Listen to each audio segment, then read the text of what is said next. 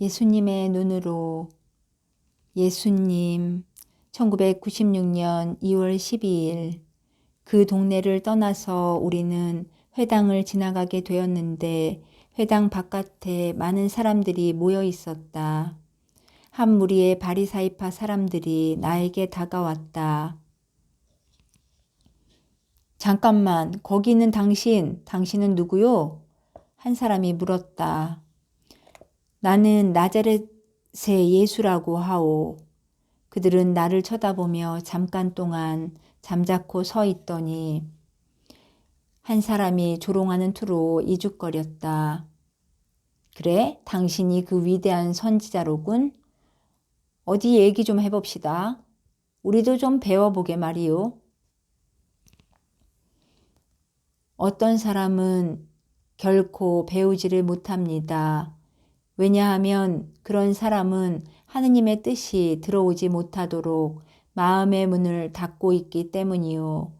모든 사람들을 친절과 존경으로 대하라고 많은 선지자들이 말했지만 당신들 중에 몇 명이나 그 말을 귀담아 듣습니까?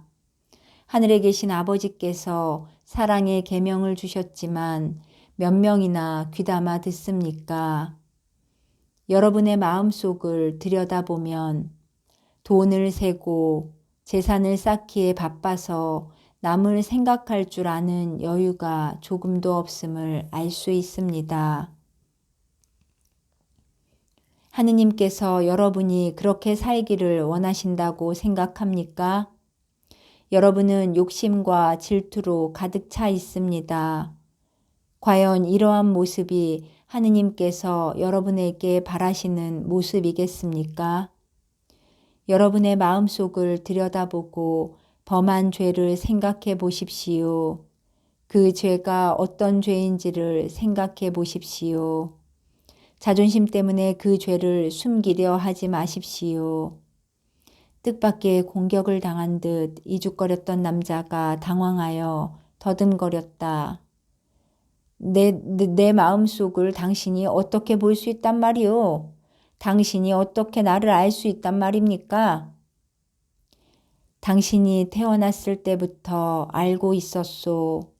당신이 형의 외투를 훔쳐 팔고서 그 돈으로 재미를 볼 때도 나는 당신 곁에 있었소. 내 말을 듣고 그 남자는 몸을 덜덜 떨면서 무릎을 꿇었다.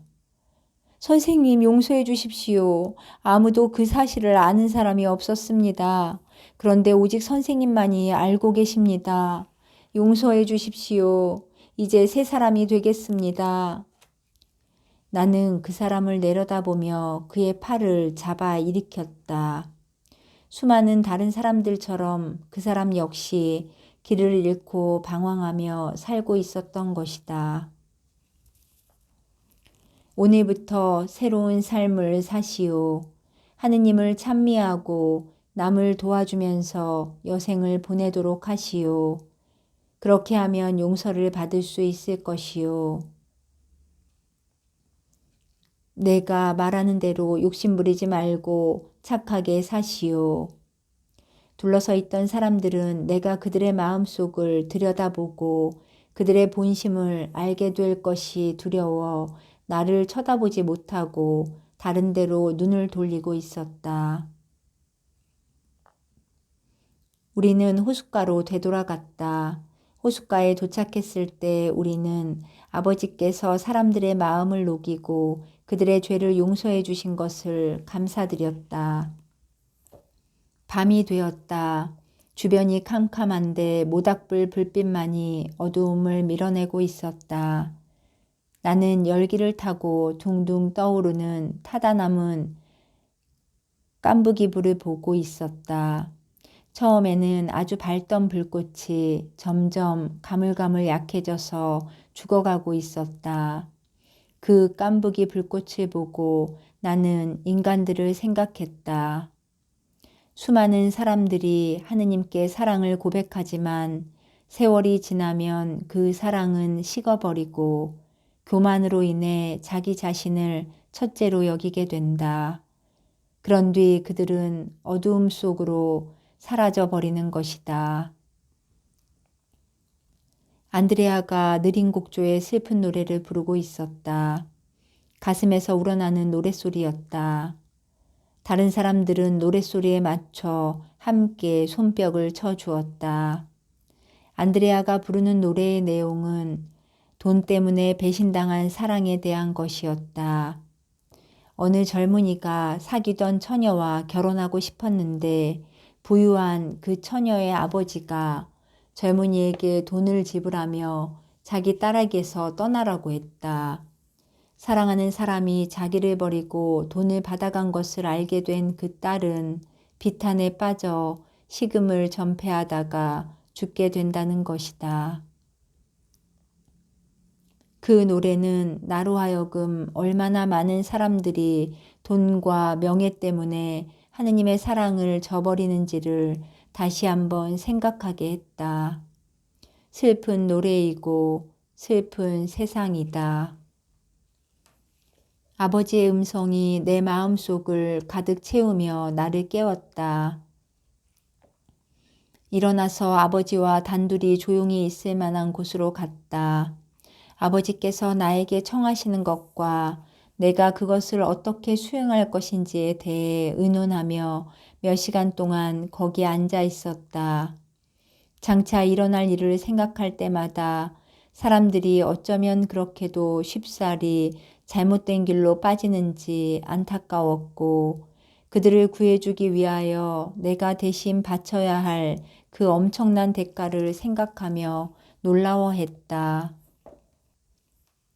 일어날 일들을 두려워하는 나의 인성과 인간을 용서해 주기를 갈망하는 나의 신성 사이에 갈등이 일어나고 있었다.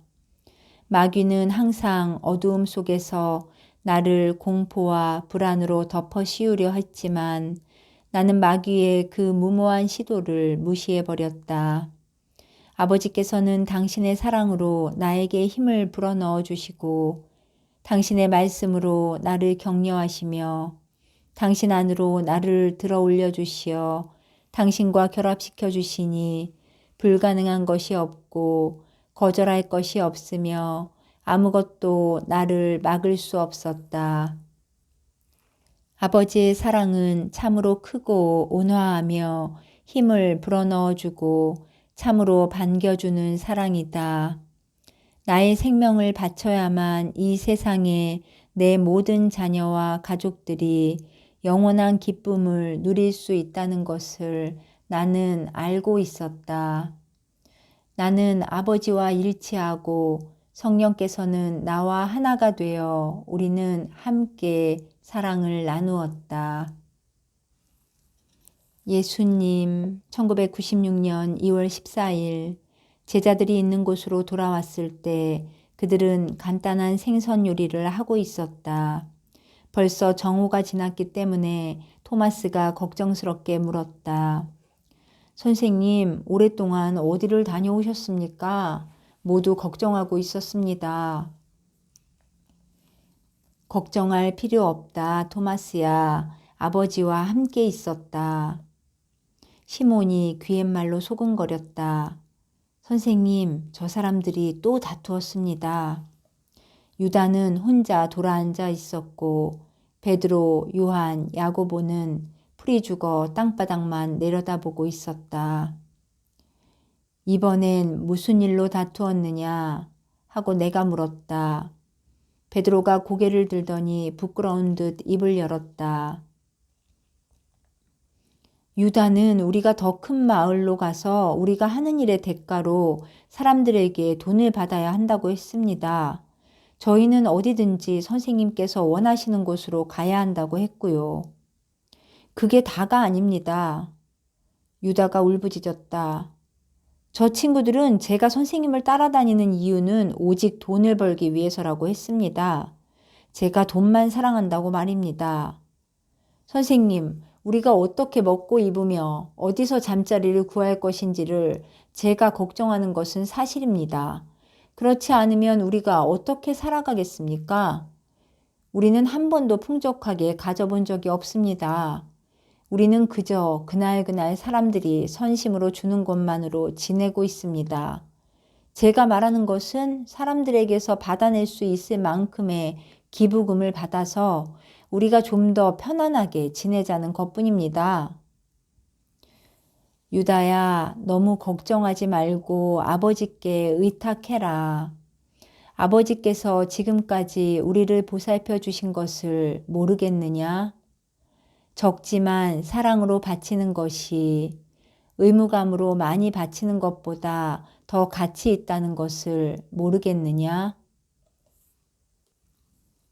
우리는 우리가 받는 것으로도 충분하기 때문에 기부금을 받을 필요가 없다.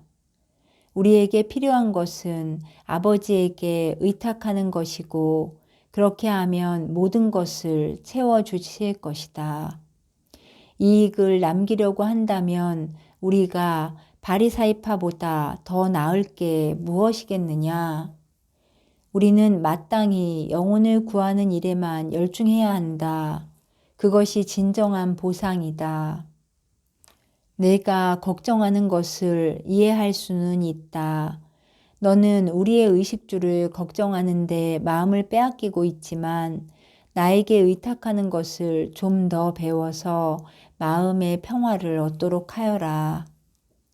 나의 형제인 너희들은 그렇게 극단적인 감정으로 다투지 말도록 하여라.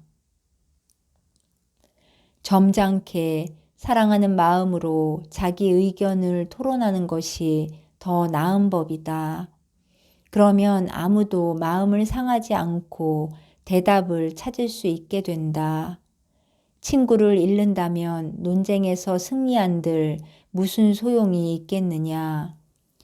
제자들은 얼굴을 붉히며 서로 쳐다보다가 각자 짐을 챙겨서 다음 마을로 떠날 준비를 했다.